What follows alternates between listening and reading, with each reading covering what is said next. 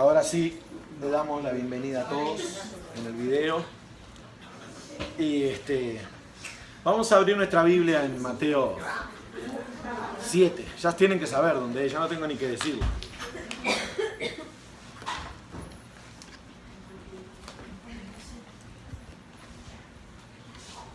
Qué lindo momento, me encanta eso. Y los bautismos también, ya van a llegar, no se asusten. La lluvia no podrá con nosotros. A algunos le dio pena, a otros le dio alivio. Muy bien. La semana pasada hablábamos de la puerta estrecha y el camino estrecho y del camino ancho y la puerta ancha. Cuando terminamos el culto, Adriana me mostró una foto muy linda. Ella estuvo en Jerusalén un par de veces y esos caminos, los caminos que Jesús tenía en mente cuando ilustraba esto, ¿no? Y me mostraba unas fotos de unos caminos como una especie de túneles, por llamarlo de alguna manera, entre las rocas y todo, que son extremadamente estrechos, que pasan de una persona de a uno. Hay momentos que el camino se ensancha un poquito de algunos descansos, y hay momentos que el camino se estrecha tanto que hasta tenés que pasar de costado. Me mostraba unas fotos. Yo lamentablemente, aunque es obvio que Jesús estaba citando esos caminos, nunca estuve en Jerusalén y nunca lo pude ver. Pero viendo las fotos, la imagen del Señor enseñando, yo digo, wow, qué impresionante, ¿no?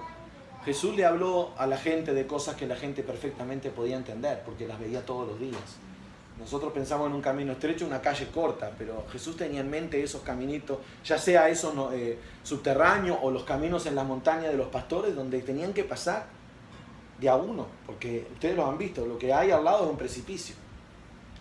O caminos donde sencillamente dos no pueden pasar. Y nosotros sabemos eso, que hay partes en la vida que nadie nos va a acompañar. Todos tenemos nuestro camino a Getsemaní.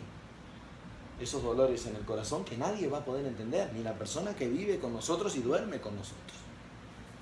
Son los dolores del camino. Y cuando el camino es con Jesús, el propio andar con Jesús, Jesús va a ser causa de tropiezo. Jesús va a ser causa de dolor. Jesús va a ser causa, dijo Jesús. Fíjense que es interesante porque la iglesia promueve la unidad. Pero Jesús una vez enseñó, sí, yo voy a darles amor, pero también voy a ser la causa por la cual ustedes se dividan. Voy a ser la causa por la cual padres se levantarán contra hijos. Y vaya si es verdad eso. Yo he escuchado muchísimos testimonios de gente que ha tenido que enfrentar su fe en un contexto de una familia que es contra el Evangelio, y en el momento que se hace cristiano empieza un tormento que no existía antes. O sea, el Evangelio trajo división, no es porque el Evangelio divida, pero por supuesto que lo hace, porque son dos reinos, dos mundos. Y Jesús dijo, no penséis que vine para traer paz. Ahora, él mismo dijo, yo soy la paz, mi paz os dejo. ¿Qué quiere decir? Está hablando de dos tipos de paz. Yo te doy la paz eterna, la completa, la seguridad interna de lo que he hecho en ti, pero también muchas veces seguirme a mí te va a poner en conflicto. Y sin ir más lejos, hay lugares donde por ser cristiano eres puesto en la cárcel.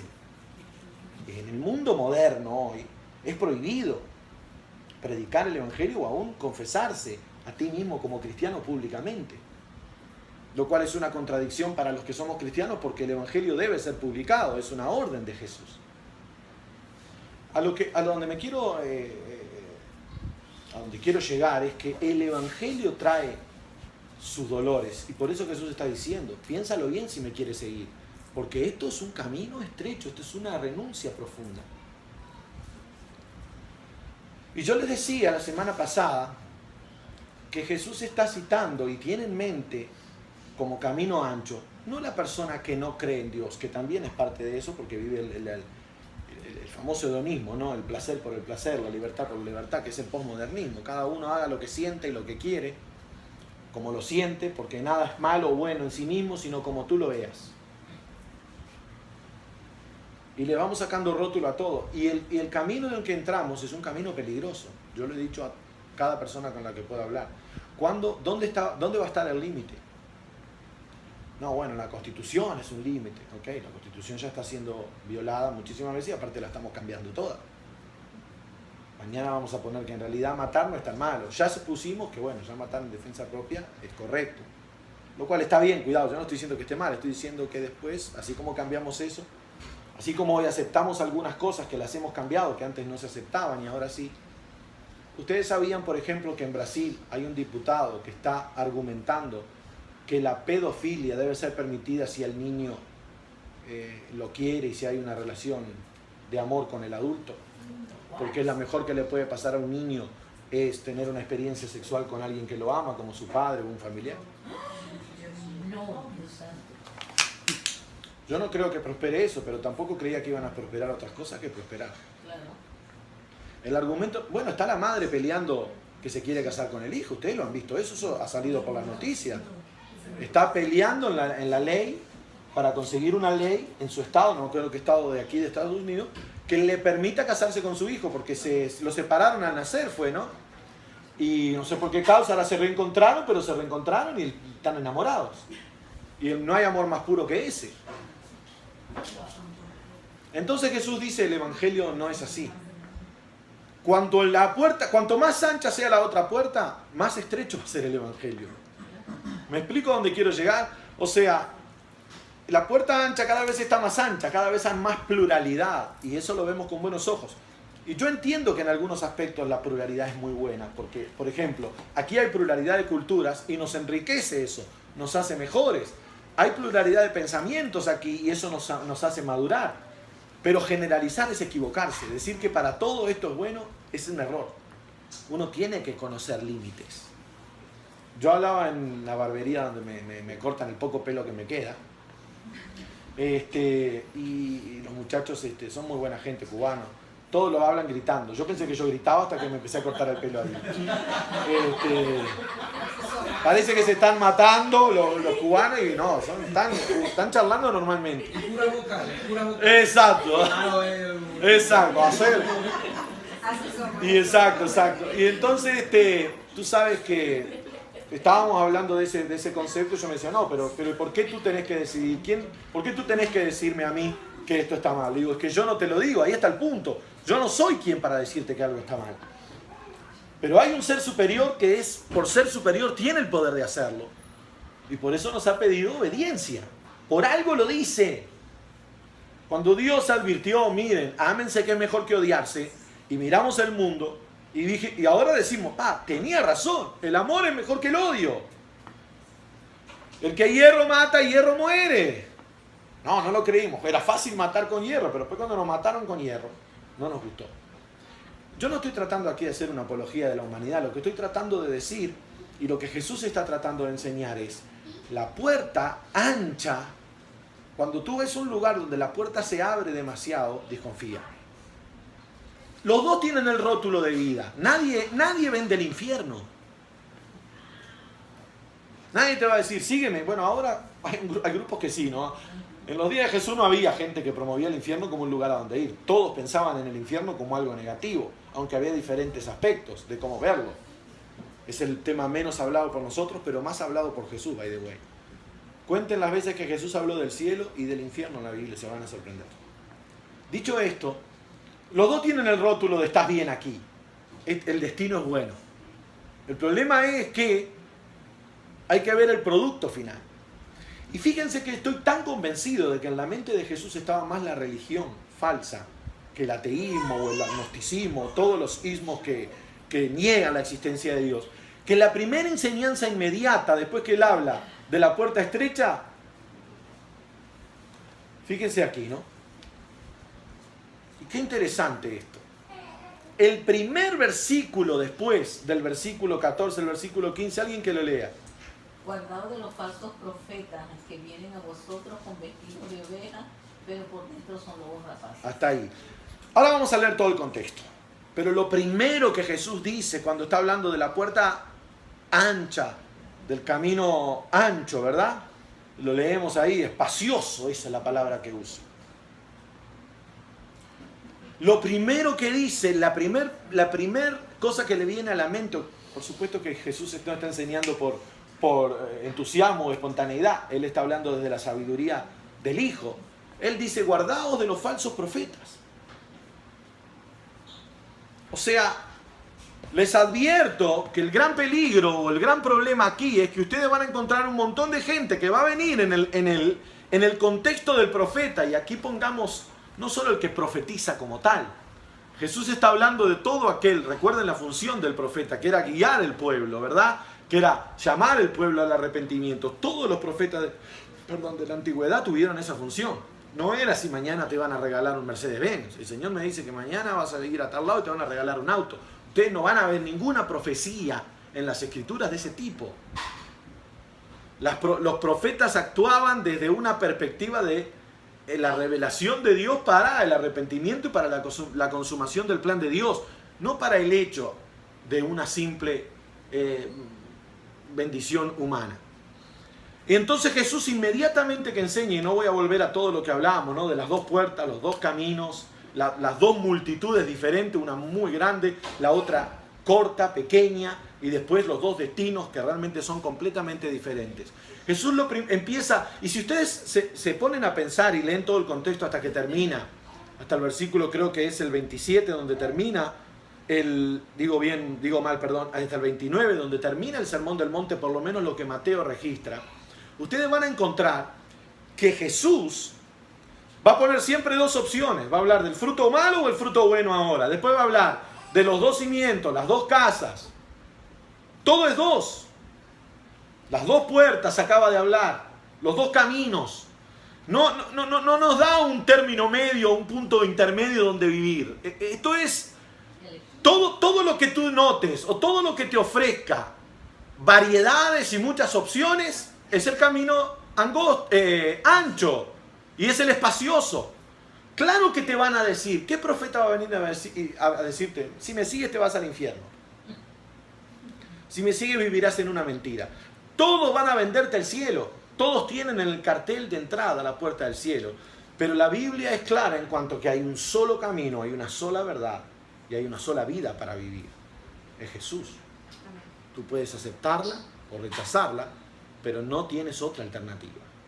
Ese es Dios. Dios suena extremista a la mente humana liberal del mundo moderno, pero Dios no ha cambiado de opinión. Cuanto más liberal el camino ancho, más extremista parece el camino estrecho. Y este concepto, a mí me gustaría detenerme 2 minutos antes de leer todo el contexto en el tema de los falsos profetas. Déjenme decirle 2 o 3 cosas aquí. Fíjense que esto está dicho en el contexto de los frutos. No es que esté mal pensar que el tema de los frutos se aplica a todos nosotros, porque Jesús enseña el principio de la vida, cuando va a hablar ahora a partir del versículo 26, por sus frutos los conoceréis. Pero no puso el versículo 25, digo bien, no veo nada, me traje los lentes. El 15, el 16 es el por su fruto. ¿Y dónde dejé mis lentes yo? ¿Saben que me mandaron lentes? Pues no veo nada. Y me olvido de usarlo. No, debo tener los míos por ahí. Capaz que los tuyos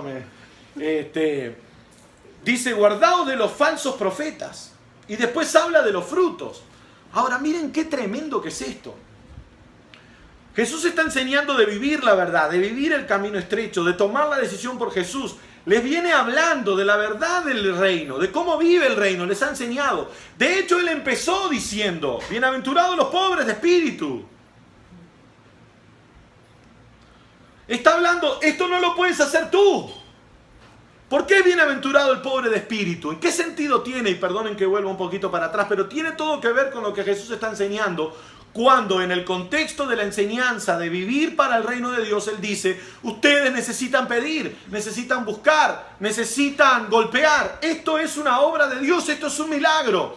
Y cuando habla Jesús del contexto de los falsos profetas, inmediatamente que está hablando de la puerta estrecha, está diciendo, el gran peligro de esto no es la evidente diferencia entre un camino y otro, es los que fomentando o pregonando el cielo te invitan a llegar a Él por el camino equivocado. Ese es el gran peligro de esta vida. Oh, gracias. Ese es el gran peligro de esta vida. Ese es el gran engaño. Satanás sabe, el enemigo de tu alma sabe que una vez que tú estás convencido de que hay una vida después de la muerte, tú no vas a querer ir a un lugar de sufrimiento, de castigo. Tú no vas a querer perderte el premio. Entonces, desde la época de Jesús hasta ahora, por eso este tema de los falsos profetas no es algo nuevo. El gran punto, la gran verdad que Jesús está enseñando aquí es: yo les he enseñado la verdad del reino para que ustedes tengan la capacidad de discernir, de evaluar frutos, de ver cuál es el fruto que da, y después se enseña el principio del fruto, que es algo en lo que me quiero detener un poco más.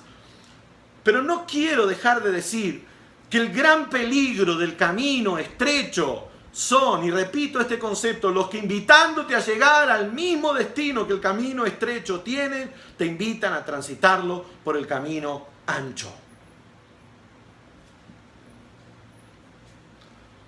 Jesús está diciendo: yo les he dado la capacidad de entender lo que el reino es. Les he puesto en una situación. De hecho, los llevó al punto donde dijeron: ¿cómo vamos a poder vivir poniendo a los demás por encima de nosotros? Eso es imposible.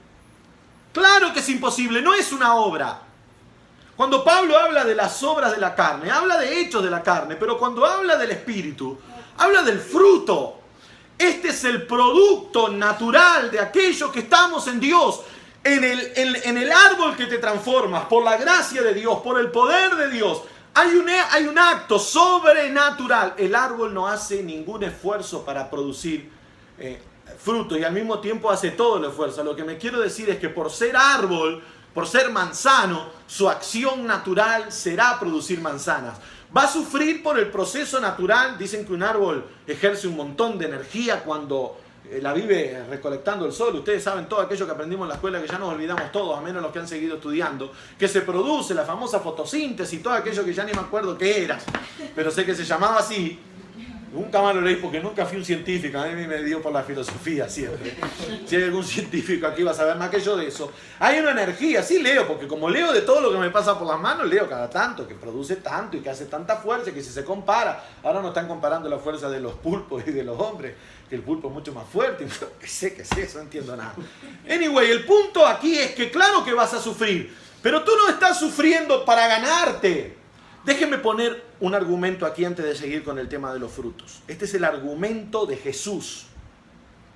Cualquier camino al cielo que te haga creer que por las cosas que ya tienes, o haces, o consigues, tú llegas al cielo, es un camino equivocado y no te lleva al cielo. Porque el cielo te lleva la gracia de Dios. Es gracia abundante, suficiente y única. Por gracia sois salvos por medio de la fe. Jesús les está diciendo: es la obra de Dios, es el Padre que los hace nacer una vida y los sostiene. Aquel que es poderoso para guardarlos sin caída y sin mancha. Tú no te has caído, te has caído. No has pecado, pero Él te sigue guardando. Te lava, te levanta, Judas lo dijo así, ¿verdad? Al único y sabio Dios. Amén. Cualquier otro camino. Y cuando el camino que te ofrecen para llegar al cielo está lleno de recompensas personales, de atributos personales, de glorias personales, de bendiciones personales, cuando se concentra en ti, ese es el camino ancho. El camino donde tú no tienes que golpearte con nadie, donde todos pueden entrar. Y déjenme decir otra cosa, es el camino donde te confundes en la multitud. Hoy cuando medimos la membresía de una iglesia decimos hay 300 cristianos, porque es muy fácil ser cristiano en la multitud. La multitud siguió a Jesús pensando que eran creyentes en Jesús y la multitud lo seguía y Jesús nunca se engañó con eso. No se engañó ni siquiera con la promesa de Pedro. Señor, moriré por ti, morirás por mí. Yo te voy a decir lo que tú vas a hacer por mí. Me vas a negar 3 veces antes que el gallo cante, en una noche. Ni siquiera tienen que pasar 2 días. Eso es toda tu fidelidad por mí. A Pedro lo salvó el hecho de que como tuvo un encuentro personal con Jesús, volvió arrepentido.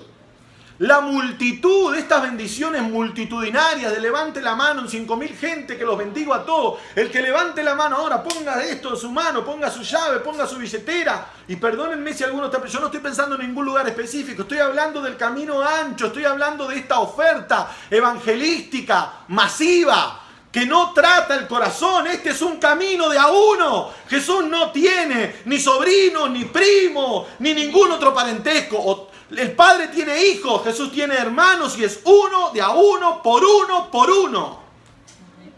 Eres tú y Dios, Dios y tú. Es tu evangelio, es tu camino, es Dios contigo. Ahora, pero Gabriel, la Biblia enseña que juntos nos animamos. Claro que yo creo en eso.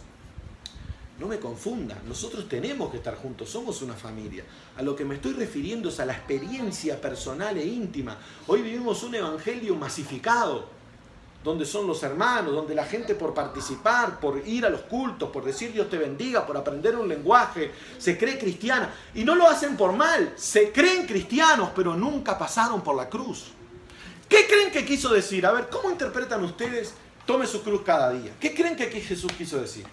Ya vamos a llegar ahí, pero a ver, ¿qué creen que Jesús quiso decir? ¿Es tu cruz, es mi cruz el dolor de espalda que yo tengo ahora? ¿Esa es mi cruz? ¿Qué tiene que ver mi dolor de espalda con la cruz de Cristo? ¿En algo se parecen? Déjenme decirles lo que yo entiendo. La cruz de Cristo significa, hoy yo vivo por ti. Hoy yo muero por ti. Hoy yo decido vivir. Si hoy me toca dar la vida por ti enteramente, todo lo que soy y tengo, yo soy tuyo. Ahora, si tú decidís que hoy voy a vivir en el palacio del rey, tanto me da vivir en el palacio del rey. Pero si estando en el palacio del rey, tú necesitas hoy mi vida, mi corazón, mi testimonio. Si yo tengo que hoy pararme y abrir mi boca para hablar de ti, mi boca es tuya. Si yo tengo que usar mis manos para sanar al enfermo hoy, mis manos son tuyas. Yo vivo para ti. Todos los días de mi vida yo me levanto diciendo, si hoy tú necesitas mi vida, es tuya, y si necesitas mi muerte, es tuya. Para mí eso es llevar la cruz cada día. Es todos los días vivir y todos los días morir para Jesús. No es que tengo la cruz de que tengo un dolor aquí, nunca más voy a poder estirar mi brazo. No tiene nada que ver no poder estirar tu brazo de la obra de Dios. Lo que tiene que pasar es en tu corazón una transformación. Porque este es un evangelio de frutos. Y ahora quiero entrar en este aspecto, porque la primera evaluación de los frutos según Jesús es el tema de los falsos profetas. ¿Por qué la multitud es engañada? ¿Por qué un hombre puede hacer que la gente hasta se mate por Dios? ¿Por qué? Porque nadie más sabe discernir frutos, porque no conocemos los frutos de Dios. Pues no tenemos ni idea cuáles son. Porque pensamos que un tipo elocuente que ora y una persona se cae, tiene el poder de Dios en él. Eso es lo que pensamos. Y las grandes multitudes se tragan eso. ¿Saben por qué? Porque no conocen las Escrituras y el poder de Dios. Y Jesús dijo, si ustedes se equivocan. Ustedes me están evaluando pensando en la religión moderna. Porque así lo evaluaban los fariseos. Se equivocan. Escudriñen las Escrituras. Porque ellas son las que dan testimonio de mí. El barbero, a mí que lo cito bastante al barbero, le voy a tener que decir que lo estoy citando bastante, a ver si lo invito un domingo. Me dijo, sí, porque yo fui a una iglesia, lo primero que me pidieron fue el diezmo. Me fui. Le digo, ¿a qué fuiste a esa iglesia? No, fui a orar porque preciso la bendición de Dios. Le digo, tú eres el culpable de esa gente. Tú eres de los que buscan bendición por plata. Tú no querés pagar el precio del evangelio, yo lo sé. A ti no te importa el evangelio ni Dios, a ti te importa la bendición de Dios. ¿A quién no le va a gustar a Dios? ¿Alguien quiere ir al infierno realmente? ¿Quién no va a querer ir al cielo? Tú le preguntás a la humanidad entera, ¿quién no quiere ir al cielo? Si hay cielo, ¿quién quiere ir? Yo, morirme al infierno no quiero ir. Hay un lugar donde va a haber fuego, hay otro que va a haber vida abundante. ¿Cuál querés ir? Oh, pero ven acá. Pero de hecho podemos ver, o sea, estos, ¿cómo se llama? Suicidas. ¿Por qué hacen eso? Porque le prometen y le meten ideas en la cabeza que ellos van a ir a un paraíso, que ellos van a tener... Y dan su vida por eso. Porque exactamente, ahí está la prueba. Totalmente de acuerdo, exactamente. Todos queremos y estaríamos dispuestos a hacer cosas hasta extremas por eso. El tema es que para ir al cielo hay un solo camino. Hay una sola verdad. Hay una sola manera. Tenés que venir en pos de mí. Yo soy el camino al cielo. Tú no podés ir al cielo sin Jesús. ¿Me siguen el pensamiento a donde quiero llegar? Jesús les está diciendo, les enseñó el reino y ahora comienza a ponerlos a todos. Bueno, ¿ahora qué van a hacer con esto? Tú no puedes enfrentarte a la verdad del reino de Dios y no hacer nada. Y primero les habla de las dos puertas y los dos caminos y los dos destinos. Y ahora les habla de los frutos. Hay dos árboles. Y miren la sentencia de Jesús. ¿Dónde dejé los lentes? Dice, guardaos de los falsos profetas que vienen a vosotros con vestido de ovejas, pero por dentro son lobos rapaces. Por sus frutos los conoceréis. ¿A quiénes? Bueno, a los falsos profetas, pero a todos. Y ahora enseña el principio del fruto. ¿Acaso se recogen uvas de los espinos o higos de los abrojos? Así, todo buen árbol da buenos frutos, pero el árbol malo da frutos malos.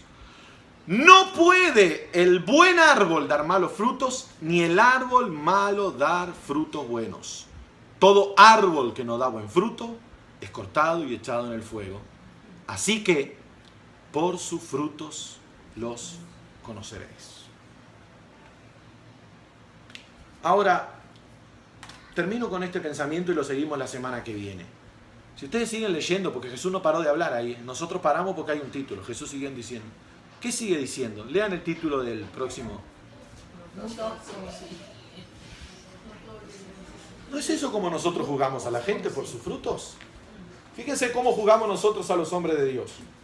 Señor, si viene un tipo acá y dice, yo he echado demonios, hice sanidades, moví iglesias enteras, ¿qué le dice Jesús a ese tipo de gente que le dice, Señor, en tu nombre hice todo lo que la iglesia pedía, yo soy el ungido fulano de tal, soy el ungido Gabriel, ¿qué te pasa? Si yo oraba y la gente caía. Los demonios, ¿sabes cómo? Yo me acuerdo del endemoniado, hasta lo filmamos en televisión, que yo le decía, eres un hambre, fuera.